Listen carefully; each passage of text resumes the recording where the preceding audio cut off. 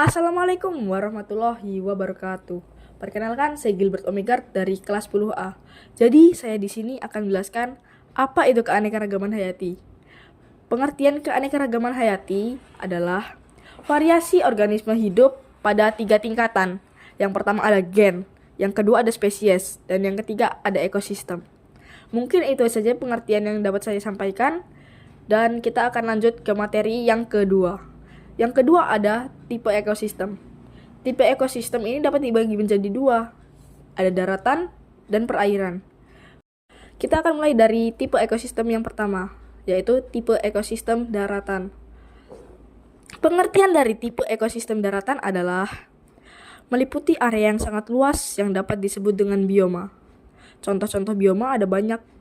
Yang pertama ada hutan hujan tropis, yang kedua sabana, yang ketiga padang rumput, yang keempat gurun pasir, yang kelima hutan gugur, yang keenam ada taiga, dan yang ketujuh ada tundra.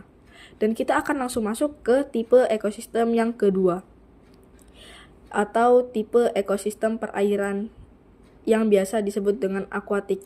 Pengertiannya adalah komponen yang sebagian besarnya terdiri atas air.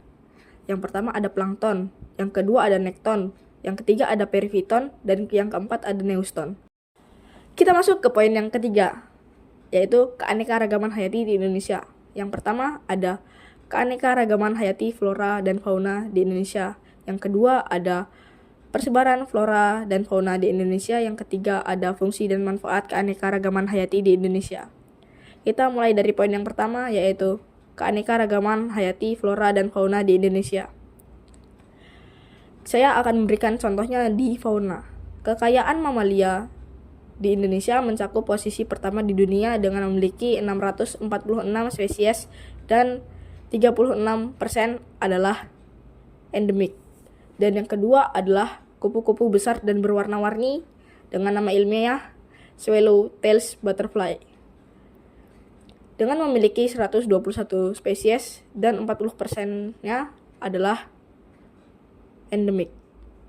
Yang kedua ada persebaran flora dan fauna di Indonesia. Persebaran flora di Indonesia itu mencakup 3 bagian: barat, tengah, timur. Di bagian barat Indonesia memiliki Rafflesia, di bagian tengah memiliki cendana, dan yang ketiga atau timur Indonesia memiliki sagu. Kita masuk ke poin yang kedua, yaitu persebaran fauna di Indonesia. Persebaran fauna di Indonesia dibagi menjadi 3 bagian, yaitu Asiatis, Peralihan, dan Australis. Tipe Asiatis itu ada gajah, tipe peralihan ada komodo, babi rusa, serta anoa, dan bagian Australis atau bagian timur itu ada cendrawasih. Dan kita masuk ke poin yang ketiga, yaitu fungsi dan manfaat keanekaragaman hayati di Indonesia. Yang pertama menjadi pangan, yang kedua menjadi papan, yang ketiga menjadi sandang, yang keempat menjadi kosmetik, yang kelima menjadi obat-obatan, dan yang keenam menjadi aspek budaya. Kita masuk ke poin yang keempat, yaitu adalah menghilangnya keanekaragaman hayati.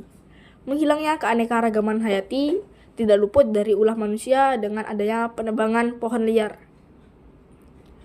Penebangan pohon liar membuat habitat fauna menjadi hilang, serta flora tidak dapat tumbuh di hutan yang tandus.